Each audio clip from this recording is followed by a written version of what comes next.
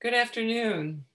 Welcome to the Medical Center Hour, the University of Virginia's weekly public forum on medicine, healthcare, and society. I'm Marcia Day Childress from the Center for Health Humanities and Ethics in the School of Medicine. Thank you so much for joining us this Wednesday. Please do come back next Wednesday for our final program of the year. The slides before and after this program give you resources, information about continuing education credit for doctors and nurses, a link to our center's website for information about today's presenters, and a link to Medical Center Hour's YouTube channel with program recordings. This program's closed caption recording will be posted to YouTube. On Zoom, we ask our audience to write questions and comments into the Q&A function. We'll monitor your submissions there, select from them, and make them the stuff of my conversation with our speakers to wrap up the hour. This Medical Center Hour is our Alpha Omega Alpha Lecture of the School of Medicine, representing a rich partnership of many years now with UVA's chapter of this National Medical Honor Society. Today's AOA lecturers will explore with us the phenomenon of masking and unmasking, as this is grounded in the hands-on creative activity of personal mask making, and as it relates to self-identity formation, recognition, and understanding. Since 2010, Walter Reed National Military Medical Center's Therapeutic Arts Program has engaged traumatized and brain-injured military veterans in mask making.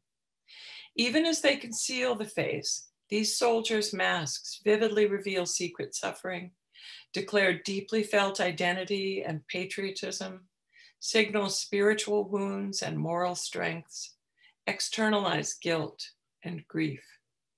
This activity is transformative, remarkable for the mask makers and for whoever beholds what they've made and what these creations reveal.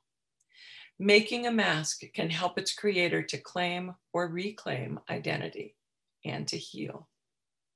We welcome our AOA lecturers, Mark Stevens, a family physician, professor of family medicine, and medical educator at Penn State University College of Medicine, and Melissa Walker, a registered art therapist who leads the Healing Arts Program in the National Intrepid Center of Excellence at Walter Reed National Military Medical Center. Their partnership in mask making at Walter Reed began when Mark was with the military as professor and chair of family medicine at the Uniformed Services University of the Health Sciences in Bethesda, Maryland.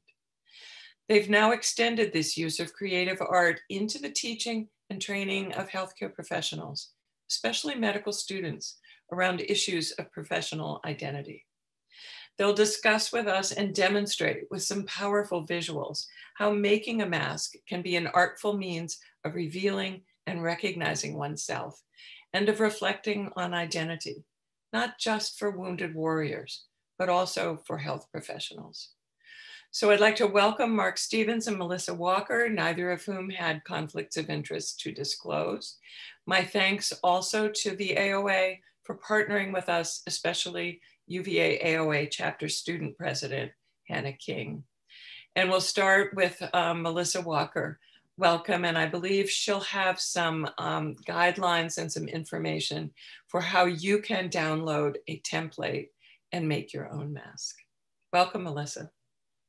Thank you so much, Marcia. Wow, that was a beautiful introduction. It's hard to follow, but I'm so happy to be here.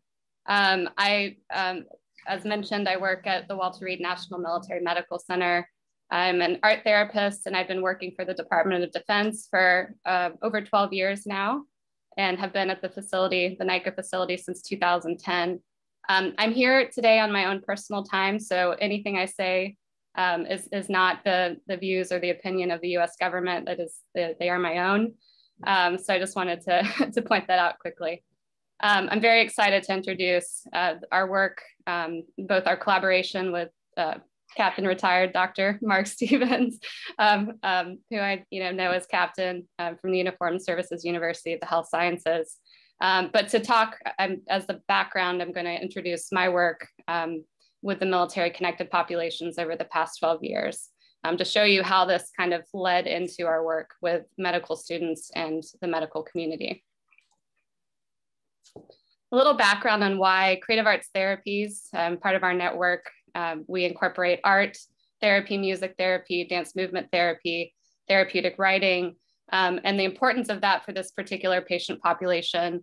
The DoD worldwide TBI numbers, as you can see, during these current conflicts, after they started in 2000, we've had over 430,000 service members diagnosed with traumatic brain injury. And in any given year, 11 to 20% of the services experience some form of post-traumatic stress. Oftentimes that can become chronic and be considered a disorder. But this is not just a military problem. There's a national crisis, and you can see those numbers, 1.7 million cases of new cases a year of traumatic brain injury, and 8 million Americans living with post-traumatic stress disorder. And of course, there are growing levels of anxiety, depression, and sleep deprivation, which COVID, of course, has not helped. So we need to find ways to access trauma and help people express and work through it.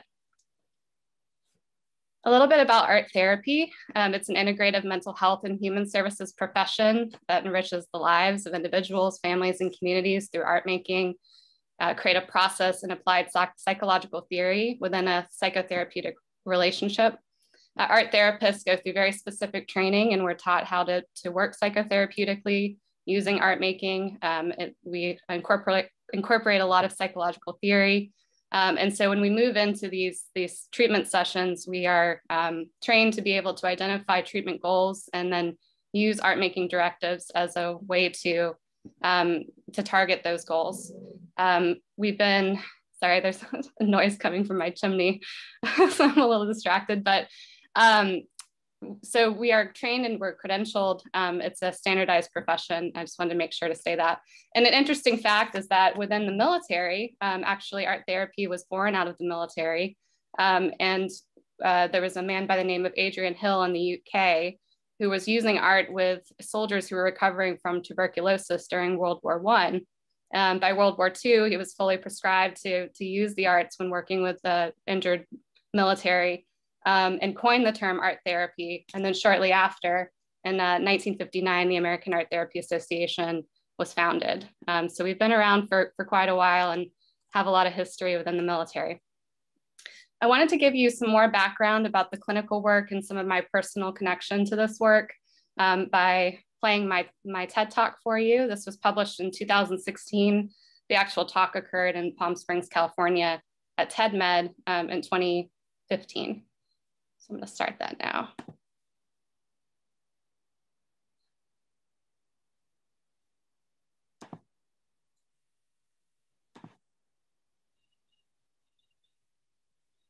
Is that my aura?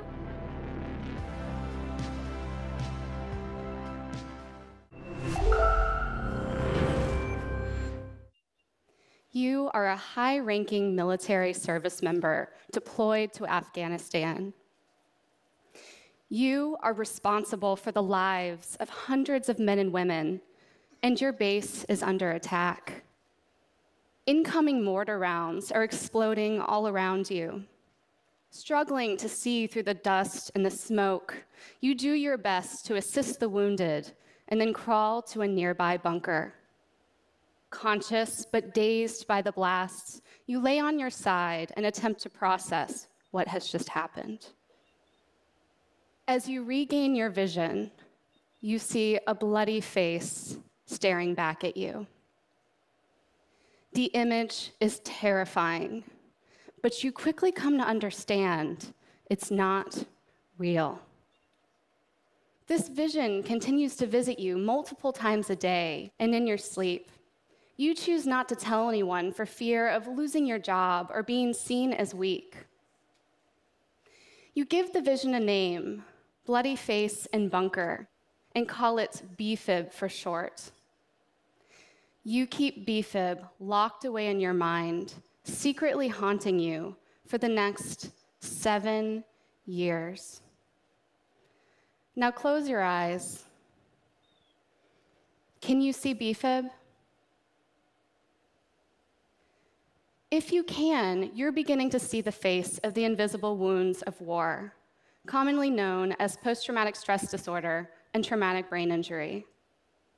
While I can't say I have post-traumatic stress disorder, I've never been a stranger to it.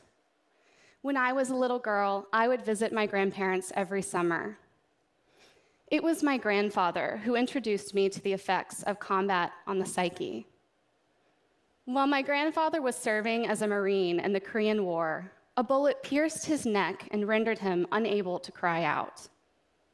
He watched as a corpsman passed him over, declaring him a goner, and then leaving him to die. Years later, after his physical wounds had healed and he'd returned home, he rarely spoke of his experiences in waking life. But at night, I would hear him shouting obscenities from his room down the hall. And during the day, I would announce myself as I entered the room, careful not to startle or agitate him. He lived out the remainder of his days isolated and tight-lipped, never finding a way to express himself, and I didn't yet have the tools to guide him. I wouldn't have a name for my grandfather's condition until I was in my 20s. Seeking a graduate degree in art therapy, I naturally gravitated towards the study of trauma. And while sitting in class learning about post-traumatic stress disorder, or PTSD for short, my mission to help service members who suffered like my grandfather began to take form. We've had various names for post-traumatic stress throughout the history of war. Homesickness, soldier's heart, shell shock, thousand-yard stare, for instance. And while I was pursuing my degree, a new war was raging, and thanks to modern body armor and military vehicles, service members were surviving blast injuries they wouldn't have before. But the invisible wounds were reaching new levels, and this pushed military doctors and researchers to try and truly understand the effects that traumatic brain injury, or TBI, and PTSD have on the brain. Due to advances in technology and neuroimaging, we now know there's an actual shutdown in the Broca's, or the speech-language area of the brain, after an individual experiences trauma. This physiological change, or speechless terror as it's often called, coupled with mental health stigma, the fear of being judged or misunderstood, possibly even removed from their current duties, has led to the invisible struggles of our servicemen and women. Generation after generation of veterans have chosen not to talk about their experiences and suffer in solitude. I had my work cut out for me when I got my first job as an art therapist at the nation's largest military medical center, Walter Reed. After working for a few years on a locked inpatient psychiatric unit, I eventually transferred to the National Intrepid Center of Excellence, Niko, which leads TBI care for active duty service members. Now, I believed in art therapy, but I was going to have to convince service members, big, tough, strong, manly military men, and some women too, to give art making as a psychotherapeutic intervention a try. The results have been nothing short of spectacular.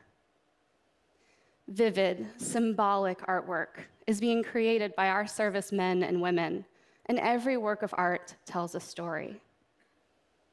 We've observed that the process of art therapy bypasses the speech-language issue with the brain. Art making accesses the same sensory areas of the brain that encode trauma. Service members can use the art making to work through their experiences in a non-threatening way. They can then apply words to their physical creations, reintegrating the left and the right hemispheres of the brain. Now, we've seen this can work with all forms of art: drawing, painting, collage. But what seems to have the most impact is mask making. Finally, these invisible wounds don't just have a name. They have a face. And when service members create these masks, it allows them to come to grips, literally, with their trauma. And it's amazing how often that enables them to break through the trauma and start to heal. Remember BFib? That was a real experience for one of my patients. And when he created his mask, he was able to let go of that haunting image.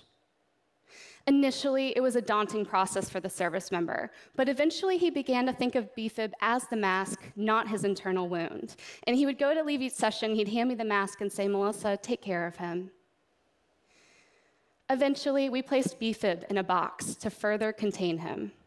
And when the service member went to leave the Niko, he chose to leave BFib behind. A year later, he had only seen BFib twice, and both times BFib was smiling and the service member didn't feel anxious. Now, whenever that service member is haunted by some traumatic memory, he continues to paint. Every time he paints these disturbing images, he sees them less or not at all. Philosophers have told us for thousands of years that the power to create is very closely linked to the power to destroy. Now, science is showing us that the part of the brain that registers a traumatic wound can be the part of the brain where healing happens too. And art therapy is showing us how to make that connection. We asked one of our service members to describe how mask making impacted his treatment, and this is what he had to say. You sort of just zone out into the mask. You zone out into the drawing. And for me, it just released the block. So I was able to do it. And then when I looked at it after 2 days, I was like, holy crap, here's the picture, here's the key, here's the puzzle. And then from there, it just soared. I mean, from there, my treatment just went, out of sight, because they were like, Kurt, explain this, explain this. And for the first time in 23 years, I could actually talk about stuff openly to like anybody. I could talk to you about it right now if I wanted to, because it unlocked it. It's just amazing. And it allowed me to put 23 years of PTSD and TBI stuff together in one place that it's never happened before. Sorry. Over the past 5 years, we've had over 1,000 masks made. It's pretty amazing, isn't it? Thank you.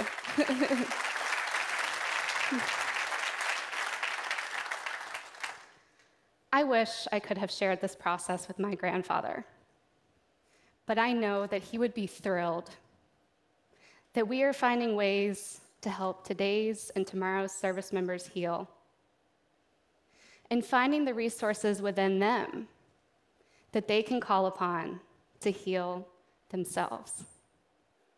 Thank you.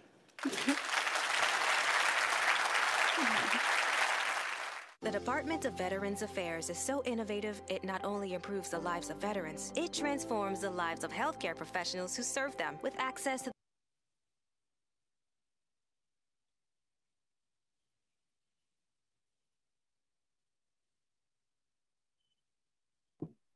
Can you still see my screen okay? Okay, great. So thank you for watching that, and thank you, Dr. Stevens, for recommending that we show that. I feel like I've done a lot of my talking for myself. So hopefully this helps with some of the background. We'll keep going. So after watching that, and as I'm talking through some of our research to follow, we would like to invite you, if you have some paper nearby, perhaps you have some pencils or pens, markers, to sketch out or think of ideas surrounding, if you were to make a mask, what would your mask look like? What kind of supplies would you perhaps incorporate? What kind of art media? And then later on, while Mark is speaking, I will try to drop these links into the chat. This is the type of mask that we use when we start working with the service members. We've stuck to the same blank template for 12 years. And you can see that link there, Factory Direct Craft. And that's easy to Google as well. And then I've also created a Dick Blick wish list. So if you go to Dick Blick and you click on the link for wish lists, you can search for UVA mask making workshop. And there is a list of just the basics that you would need to create your own mask if you wanted to order the supplies and work on one at home. But like I said, just the basics. So when creating these masks, and you'll probably see in many of the images coming up and as part of the talk, that you can incorporate all sorts of found objects and art media to create the mask. But yes, as I'm talking, perhaps just sketch out ideas or think about what your own would look like. And we saw this in the talk, but very briefly, the Niko is a treatment facility for traumatic brain injury and post-traumatic stress.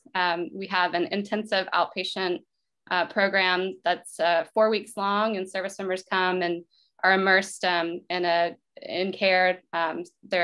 It's very patient-centered, and they'll come into the clinic around 7 a.m. and leave around 5 at night, having encountered multiple providers throughout the day.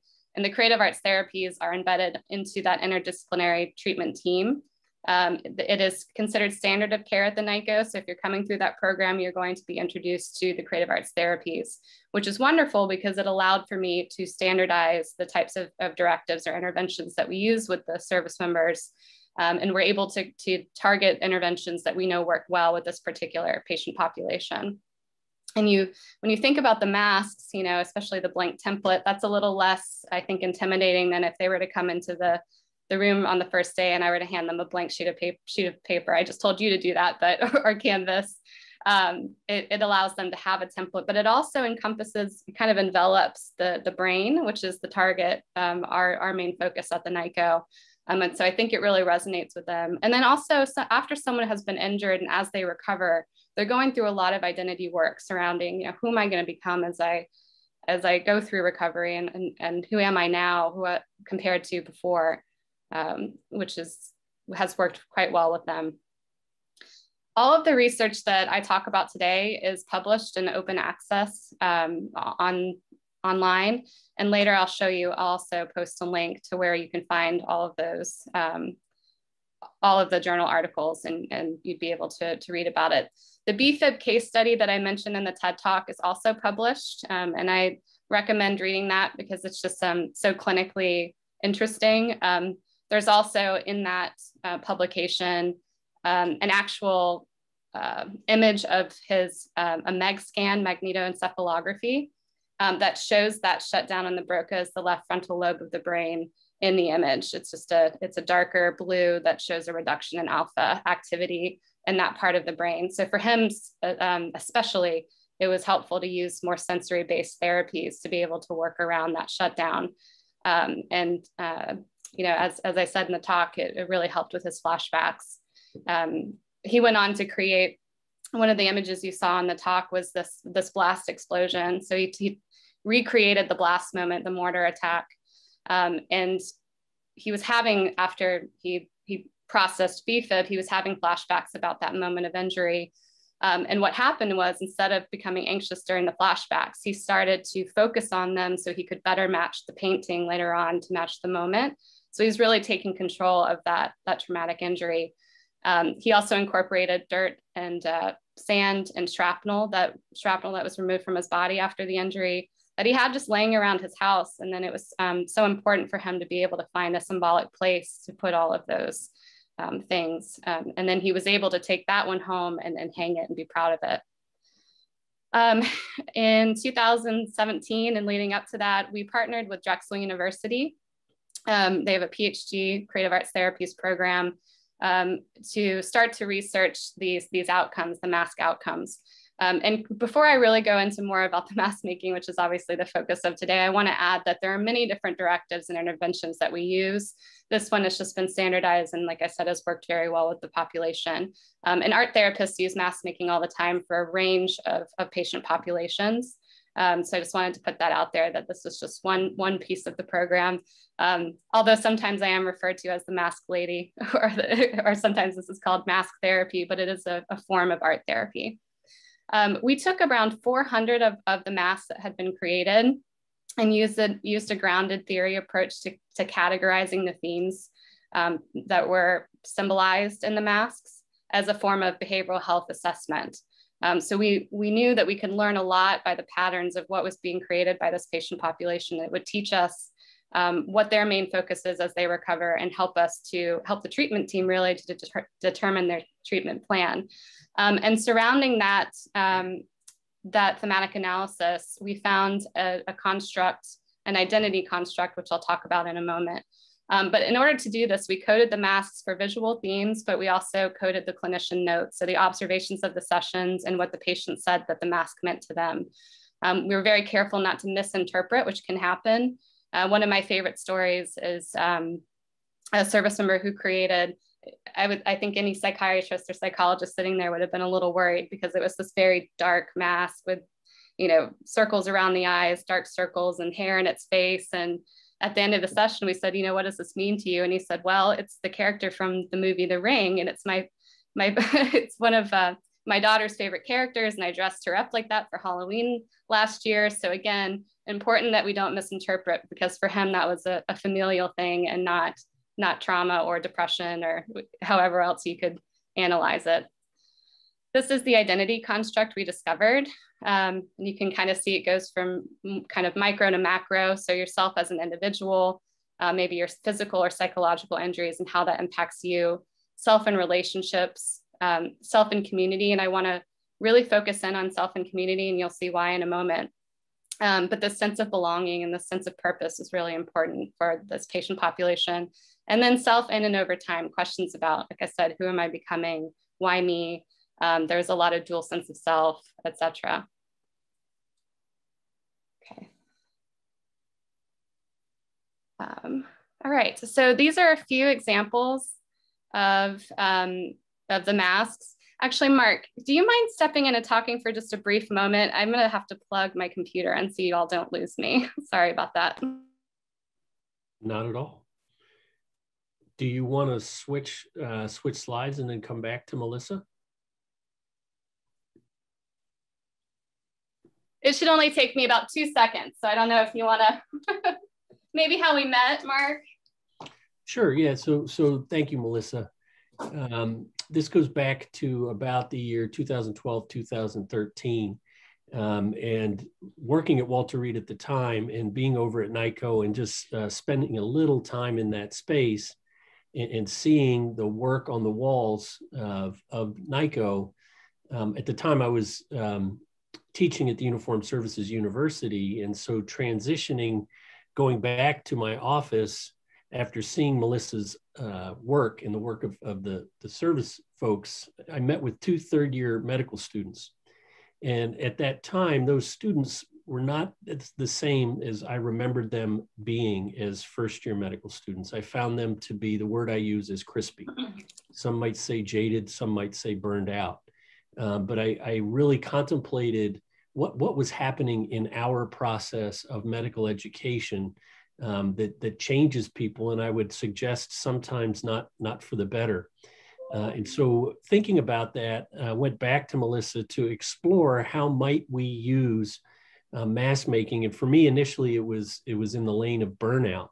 But I think as she continues her research here as well, what it became clear to me is it was less an idea of burnout and more an idea of identity dissonance, and how might we use the masks to explore both personal identity, but also importantly, professional identity formation. And so our work has grown through the years, really from that meeting. Thank you, Mark, and apologies again for that. But I do think that it was a good segue, because we are talking about identity now, and that is how Mark and I started working with each other. So I wanted to, these are a few examples, and I want to make sure I give time for Mark to speak again in a little bit. But on the top left, you see psychological and physical injury. It's actually physical as the shrapnel, and that service member actually had to have part of his skull removed after the IED blast, improvised explosive device. And then the inability to open up that lock over the mouth, the psychological injury of that. Then we have self and community. So the third mask on the top with the names blurred out, those were the service members who were deployed with this particular patient, who were also injured in the same blast exposure. And then you see a V and an I, and kind of a more patriotic theme. The V and the I represents 6 for the team that this service member was serving on. And then some character references. We do see character references. We used to wonder if that was a form of kind of defensive-ness, that they were trying to avoid the psychological trauma. but we learned that that's not the case. And I'll show you in a moment how we figured that out. These were just people who didn't have that, weren't as focused on post-traumatic stress, anxiety, or depression. And maybe there was something about a character that resonated with them and their personality. Then there's some more existential injuries. So self and society, and you see this tattered and torn American flag. So a lot of them are working through kind of, again, sense of purpose, but then what happens if there's some kind of moral injury, something they had to do or something that happened to them where they're feeling guilty, and, you know, what is their place now in this nation? And then the questions of in and over time, why me? You know, what's my diagnosis? How am I going to heal? And then we see a lot of dual sense of self. I'm one person when I'm deployed, another person when I return home. We then took this thematic analysis and we correlated it to their incoming generalized anxiety, depression, and post-traumatic stress scores. And we found a few poignant outcomes, which is that, and I think this is kind of common sense, if they were depicting psychological injury, they had higher PTSD and generalized anxiety scores, which is, I think it's not good news that they're psychologically injured, but it's good news that they're using this form of therapy to express that. And then conversely, if they depicted a strong sense of military community, then they had lower PTSD and generalized anxiety scores. And what that tells us is that community is a protective factor. They're used to being surrounded by a support system when they're deployed. They're part of a team or a tribe. How do we maintain that when they return home? And we think the arts is important for that. And I think really for any human being, right? So, you know, I think that transfers over into other populations to include the medical community. And so I just wanted to make sure to point that out.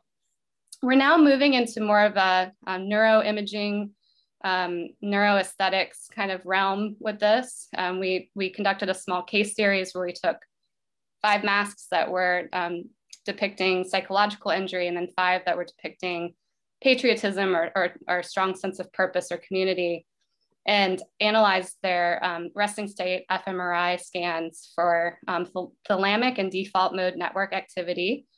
And in the 5 injured masks, they had low thalamic and default mode network connectivity and activity, higher PTSD scores, and they had more T2 hyperintensities, which is just a fancy word some of you may know for brain scars, which they're not quite sure how that impacts a person's cognition, but they know it's an injury. And then it was the opposite for the patriotic group, which we find very interesting. And we are also launching right now a QEEG mobile brain cap study where the participants during art therapy will wear that. So we'll be able to see real-time data about what parts of the brain are being activated during certain tasks. And this is our Creative Forces National Resource Center. I am part of a larger network, which is a partnership with the National Endowment for the Arts. I'm the lead art therapist for that network. And we've taken the work developed at Niko and we've been able to replicate it at over 13 sites, military treatment facilities within both the DoD and the VA across the nation. And again, all of the research I just discussed can be found on this National Resource Center. We also just launched a digital exhibit that's pretty amazing. So I recommend poking around on that site. And I'm gonna hand it over to Mark soon, but Mark, thank you for the history of how we began collaborating. After I gave an in-service at USIS, he said, gosh, my students really need this. I know that this image is a little alarming, but I just wanna say that we chose third-year medical students who were right out of exams for a reason.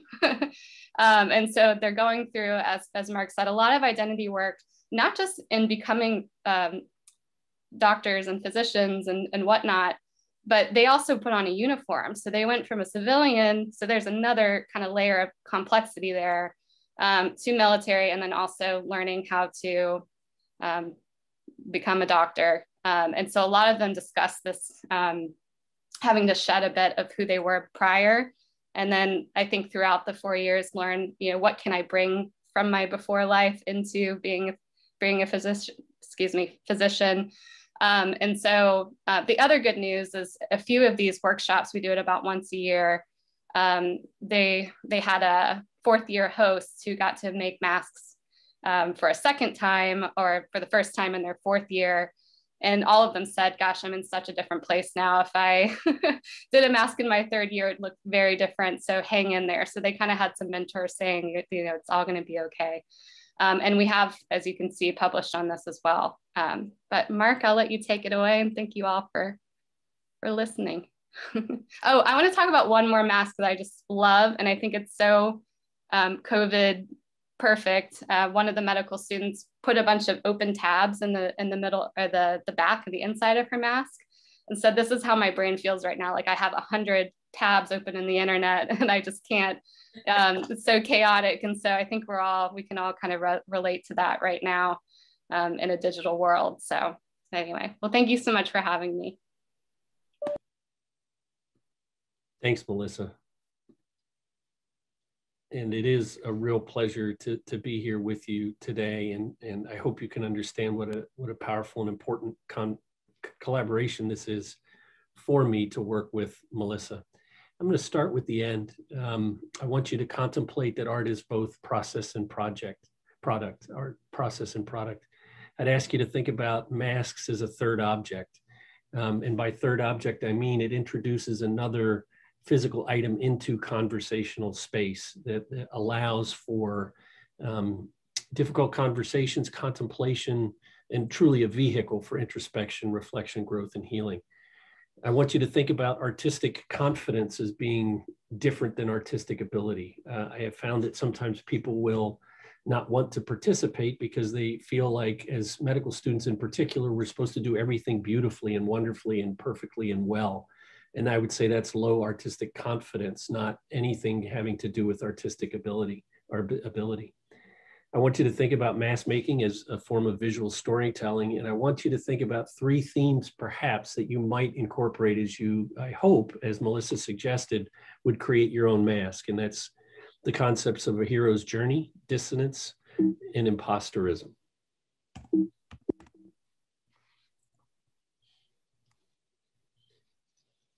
We're going to start next with the poem.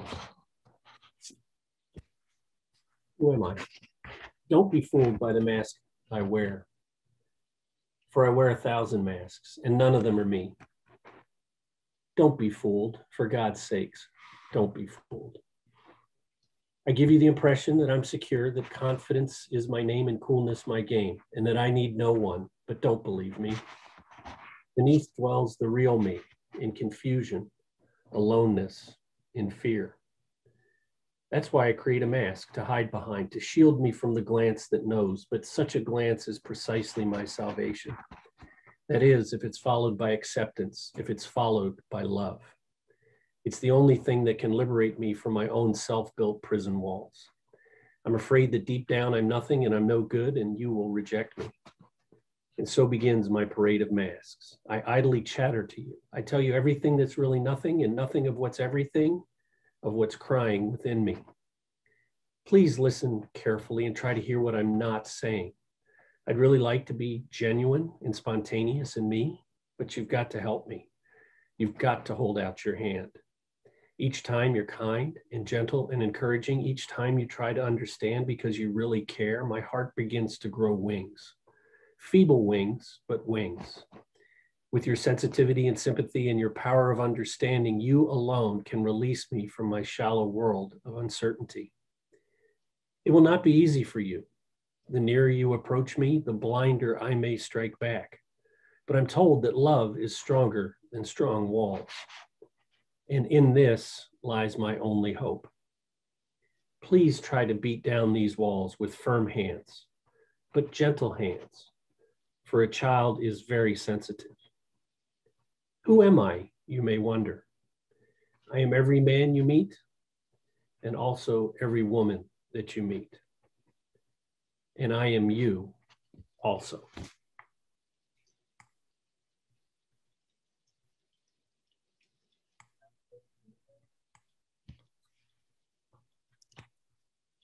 Yes.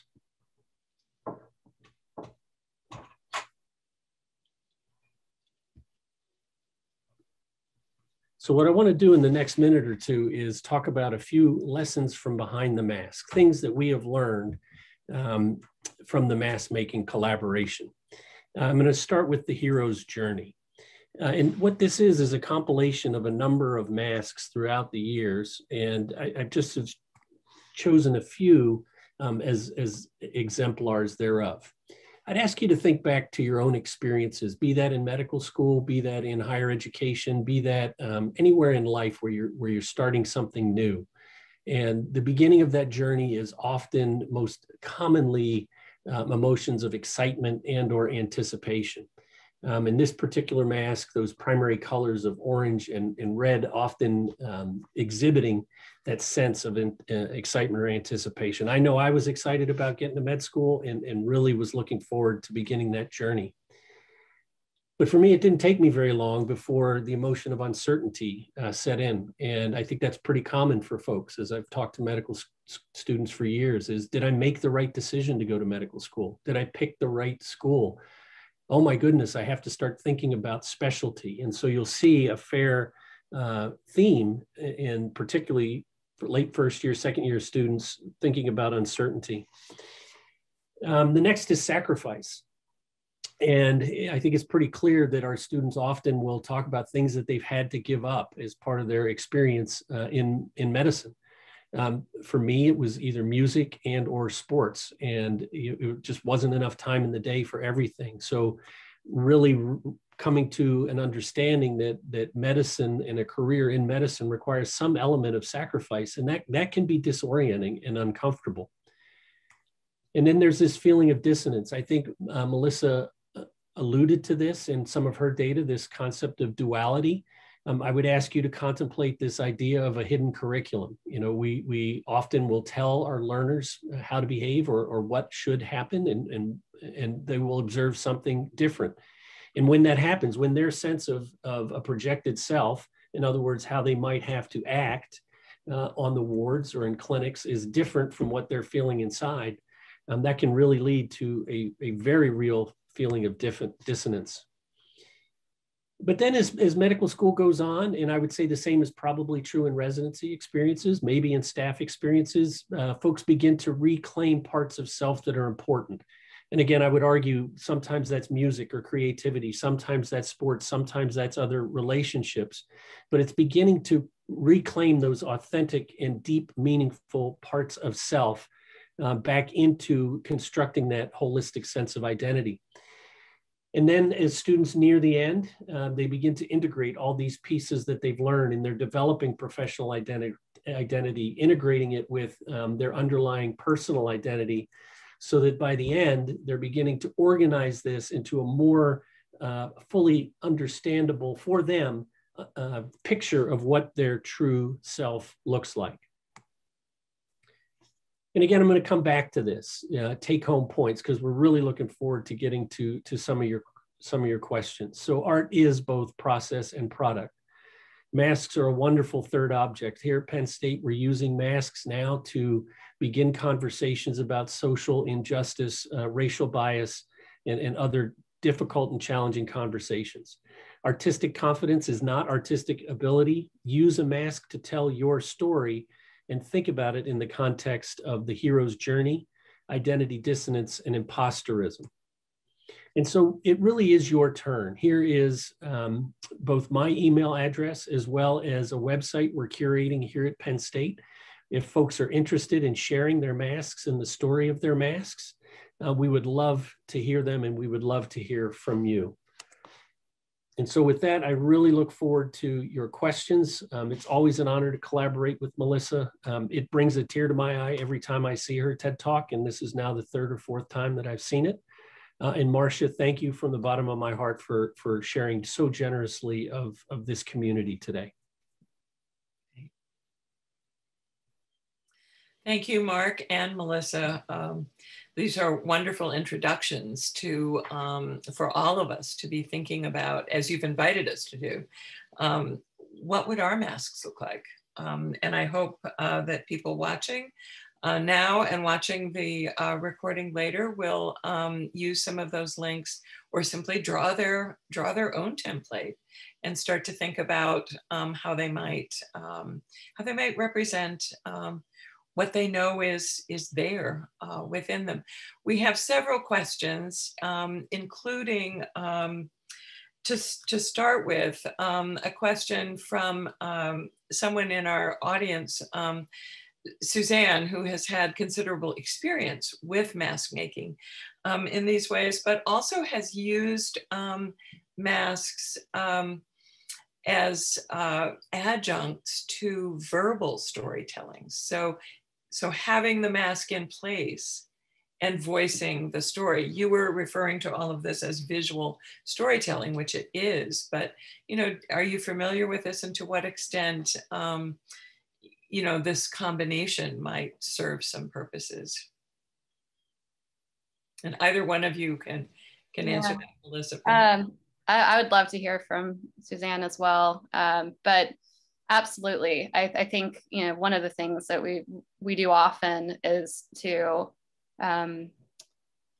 allow the service member to use that mask as the talking piece, right? To be able to point to things and express. So that is a form of storytelling about the self. And we'll often also allow for service members to write about the piece. And so there is a therapeutic writing aspect or expressive writing component when appropriate as well. And you can go as far as, you know, if they're mourning the loss of a buddy and they've, you know, created a mask surrounding that, writing a letter to the mask or from the mask. And, you know, that's a very powerful intervention. And so there are ways to incorporate spoken word and written word. But I'd love to hear if Suzanne wants to speak. And Mark, have you had any experience with this with the medical students? Or I might ask too, what happens when the medical students see not only each other's masks, but their own? Thank you so much, Marcia, and thanks, Melissa, for that as well. Thanks, Suzanne, for the question. I feel it's important to say for us here, what we try to do is a three-pronged approach to this. So the mask making is certainly part of it. And then for participants who are willing, and I owe this to Melissa, we use a process, group processing, so that they can actually tell the story of their mask to each other in sort of a more verbal storytelling way. And then we always do invite students to offer a reflective narrative. I think Melissa said something really important. The way I interpret a student's mask is very different often than the way that they intended or were creating it to be.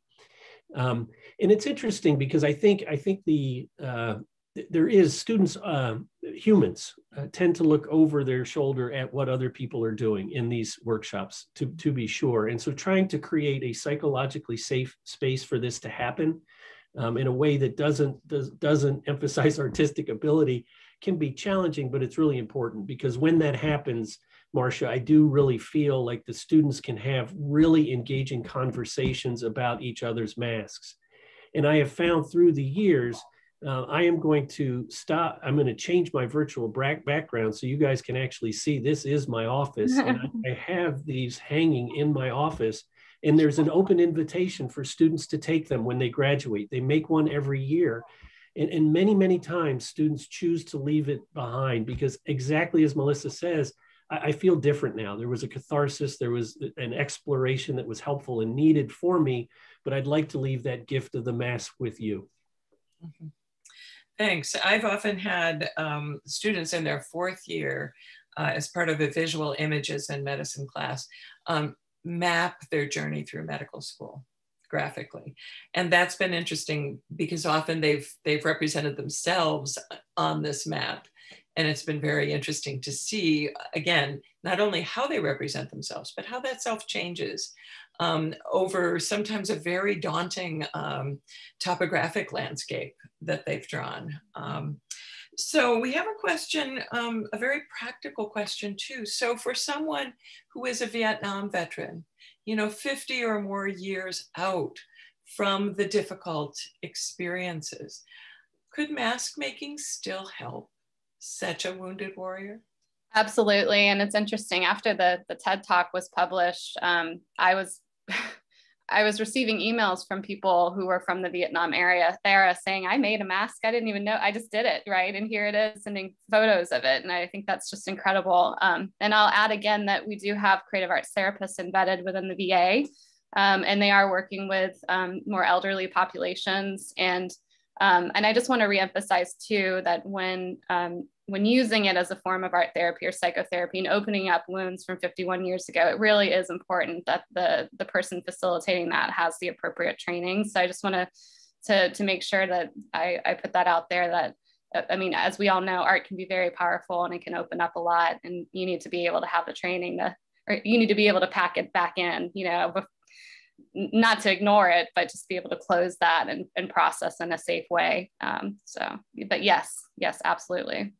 So a corollary question with that, are there therapists, for instance, at Walter Reed and other places that can work with individuals sort of together with the mask that they've made, so that part of the other therapies, whether it's talk therapy or reflective writing or any of the other things. Right. So again, that they're prepared for this, but can incorporate the mask into.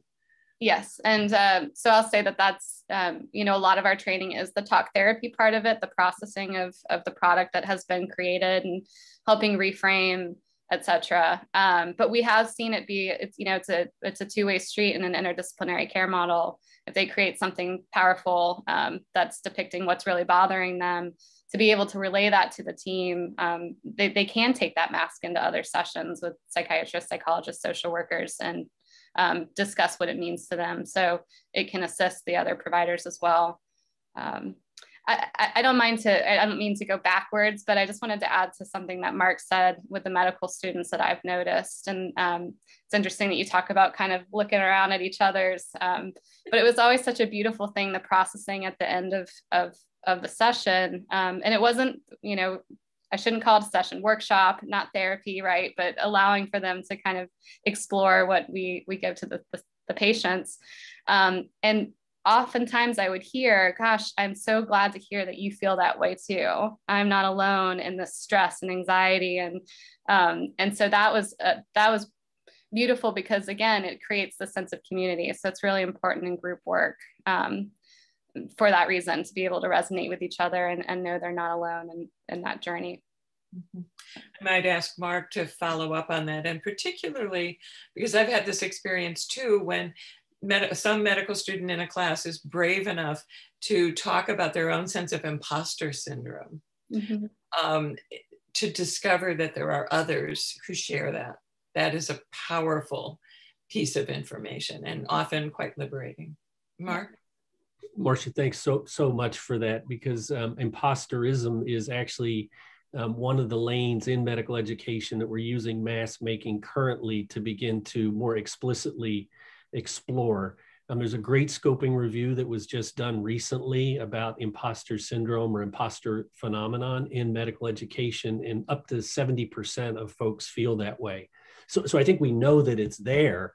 And it's one of those, well, what are we going to do about it? And I think mask making offers a delightful way, at least to begin to approach conversations about imposterism that I would argue are almost universal. And I definitely want to follow up with something Melissa said too. We choose to use the phrase reflective expression in the context of mask making, because I think it's very important to keep that very distinct from art therapy. So in what the work we're doing in medical education, I do think those words are important. Yeah. No, thank you for that. Another question has to do whether, if not you, if you know of anyone who is using mask making for persons recovering from substance use disorders. Yes, thank you. I saw that question, happy to answer. We do actually have someone in the network, an art therapist who works in a substance abuse clinic down in Portsmouth, Virginia. He actually transferred, to Eglin Air Force Base down in Florida, but we're backfilling his position shortly. And I just want to say that he did use the masks in that clinic. And what he found was maybe they weren't targeted so much to just substance abuse. It was more, again, identity work. And what the team noticed is that it brought up a lot surrounding what is it causing me to abuse the substances about, what is it about myself that that is causing this, you know, the cravings or the abuse. And so, yes, I think it can be very helpful. And for the participant as well, obviously, to reflect on who they are and, you know, with and without substances. So yeah, I think it has been used, and I could do a little more research and see if I could find if anyone's written about it. But I know that we haven't within our network, so it definitely exists. Thank you for the question. It could be quite a powerful tool in that way. And I wonder if both of you would talk a little more. Mark, you alluded to seeing the kinds of changes that medical students in particular experience. You know, if you work with them as a sort of shiny as a new penny first year, so excited about things. And then you have the opportunity to work with them in fourth year after they've been through the crucible of the clerkships and their introduction to clinical work. And there are words like jading and things that get used to talk about this process, but, you know, talk a little more about the other techniques that you might use to capture the experience and the process that has tempered them in these ways. Thanks for the question, Marcia. And I'm so excited about, so I am at a regional medical campus at Penn State, and we've been around for 4 years. And so our first cohort graduates in May, and they have made now a total of 5 masks. One when they first came in, day 1, and the first, second, third, and fourth year. And we're going to do a guided interview with them to allow them actually to tell us that story. So I have my ideas, and I have some data from what I would call one-offs, but the ability to go through an iterative cohort with this group of learners, I'm really excited about. So ask me in 6 months, and I'll be able to much more explicitly answer. I mean, will there be also an opportunity for those students to gather with each other and with those collected masks and just talk among themselves about what, you know, what they know not only about themselves, but about their peers in these? Certainly the hope, absolutely the hope. Yeah. And I apologize for talking here so much, but I feel like one thing that has happened is that mask making is now part of the Penn State culture. And so it initially, it might've been weird, but now it's just what we do. And I do say that over time, when that becomes part of the culture, people kind of look forward to it. Mm-hmm. Mm-hmm. Other comments that either of you would have about, not only about your accumulated rich experience with the masks, but thoughts for, you know, looking ahead for future applications. It's part of the Penn State regional campus culture. Is it going to travel to Hershey, for instance, to the main medical school campus? And how else might this be incorporated at Walter Reed? So the beautiful thing is every April we have something called Adventure, which is at Hershey, and it's a medical education day. And so a student is actually going to deliver a faculty mask making workshop in April this year. Because this faculty member has had a hard time cracking the faculty nut, I'm hoping that the students will be able to crack the faculty nut, because sometimes faculty aren't as excited to make masks as the students are. So that's what we're hoping to do. And then we do have some really rich partnerships, both within and outside of DOD in different hospitals and residency training programs. Mm-hmm. And very quickly, Melissa? Yeah. You know, it's been very exciting to be part of a larger network where, again, we can standardize directives such as these. So they're at almost every site, in fact, no, at every site where an art therapist is embedded within our network, they are employing mask making. So the ripple effect has been wonderful, and it will allow for hopefully multi-site research in the future using the mask making. And then, you know, I love that, Mark, you're talking about for faculty. We also try to invite staff, you know, providers to create their own masks on occasion during in-services. I think that's really important. There's been a big push for resilience in the time of COVID. In fact, Walter Reed has a program called Operation Oasis, where they're delivering online kind of mindfulness, meditation, and creative arts activities for the staff. So I'd like that to stick around even after we're able to come back, you know, largely in person. So yes, that's it from me. Thank you. Great. Well, Mark Stevens and Melissa Walker, it's been a real joy to have you with us today and to have the masking project unmasked and discussed and shared with us. And I hope that our audience will take a, you know, give it a try and see what you have. We invite you to join us next week for what will be the last Medical Center Hour in this spring 2021 series. We have Healthcare Beyond COVID, a conversation with surgeon writer Atul Gawande. And we look forward to seeing you then. Thank you again, Mark Stevens, Melissa Walker. Thank you, Marcia. Thanks, Mark.